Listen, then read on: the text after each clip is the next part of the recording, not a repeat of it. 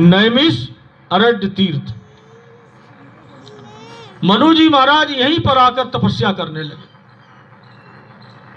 शत्रुपा जी, मनु जी महाराज, ब्रह्मा जी का आज भी स्थान है, ब्रह्मकुटी है, यहीं आके तपस्या करने लगे।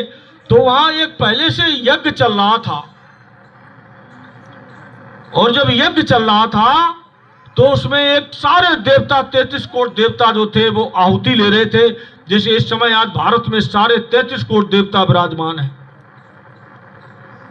इस समय अपने भारत में अयोध्या से लेकर पूरे भारत में कोई देवता अपने धाम में नहीं है, सब यहीं पर है। क्योंकि राम जी ने पैर रखा है तो राम जी के पीछे सारे देवता चलते हैं। आज का दिन इतना शुभ है कि शास्त्रों में तो राम जी थे, लेकिन आज तो साक्षात राम जी आ गए। ब्रह्मा जी की मानस पुत्र मनु जी महाराज ने नीम सार मिश्रिक में पत्नी के सहित बैठ करके तपस्या करना प्रारंभ कर दिया। 33 करोड़ देवता वहां पहले से थे, यज्ञ चल रहा था।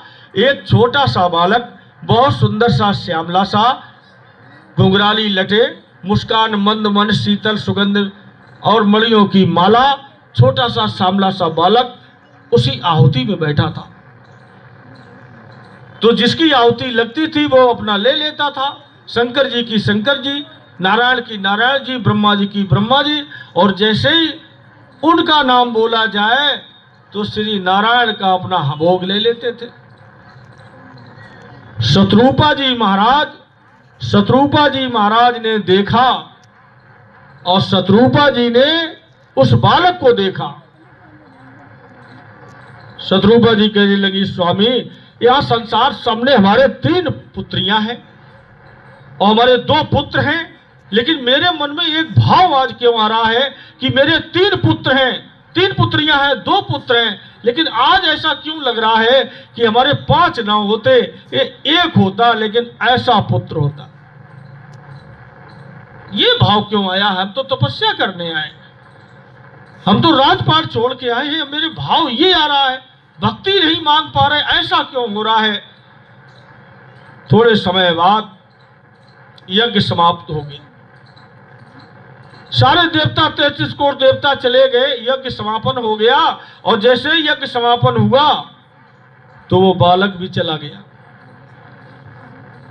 अब वो बालक भी गायब हो गया। वो तो नारायण भगवान थे, स्वयं परमात्मा, स्वयं श्री राम जी थे, अपना भाग ले रहे थे। अब शत्रुपा जी कहने लगी ऐसा है, अब हमें ये बालक चाहिए। मनु जी कहने लगे, तुम जानती हो वो बालक नहीं थे, तुम क्या उन्हें बालक समझ रही हो? वो बालक थे, बालक नहीं थे। अरे वो परमात्मा, जगत का पिता, परम ब्रह्म, जिसकी संसार सृष्टि को चलाता है, वो परमात्मा श्री राम जी थे। उन्हें तुम कैसे पा सकती? शत्रुपा जी कहने लगी, नहीं प्रभु, हम दर्शन तो करेंगे इस बालक की, इतना अच्छा बालक था, अचानक गायब हो गया, तो दर्शन करोगी? बोले हाँ।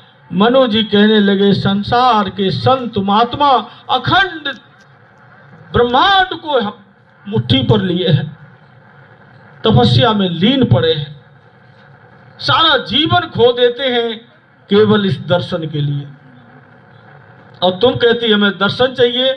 उस परमात्मा का दर्शन कैसे हो? शत्रुपा जी कहने लगी, नहीं स्वामी, हमें एक बार तो दर्शन उस बालक का चाहिए। जब देखा कि पत्नी का हट विचित्र है तो मनु जी महाराज कहने लगे, सुनो देवी, एक तरीका है तो दर्शन पाने का, एक तरीका है। बोले बताओ।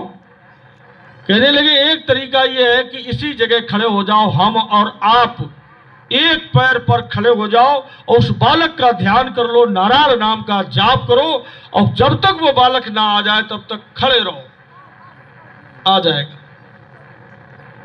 उसकी एक कमजोरी है, उस बालक की एक कमजोरी भी है, भगवान की एक कमजोरी है, बहुत बड़ी कमजोरी मैं जानता हूं।